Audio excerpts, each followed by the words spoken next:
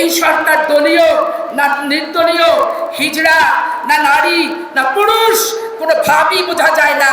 এই দেশকে তালেবানের রাষ্ট্রে রূপান্তরিত করা যাবে না। এই রাষ্ট্র হুজ্জির রাষ্ট্রে রূপান্তরিত করা যাবে না। এই রাষ্ট্রকে জঙ্গিবাদের রাষ্ট্রে রূপান্তরিত করা যাবে না। তাহলে 12 তারিখে মা বোনেরা সকাল 8টার ভিতরে রেডি হয়ে প্রত্যেকে আপনার ভোট কেন্দ্রে প্রথম দায়িত্ব যাওয়া, নিজেরা নিজেদের ভোট দিবেন, দিয়ে এসে সংসারের কাজ করবেন। আজকে এখানে যেভাবে জমায়েত হয়েছেন ঠিক একইভাবে বিকালে ভোট শেষ হওয়ার পরে ভোট কেন্দ্রে এইভাবে জমায়েত করবেন। উল্টা পাল্টা পাতানো ভোট, পাতানো রেজাল্ট কিছু করতে গেলে সেইটা তাদেরকে প্রতিহত করতে হবে। 15 বছর নিরপেক্ষ নির্বাচন চেয়েছি নির্দলীয় সরকারের কাছে।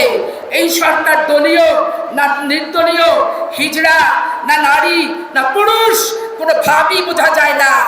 চাই যাতাই করছে। এইরকম সরকার দেশের লোক পছন্দ করে না।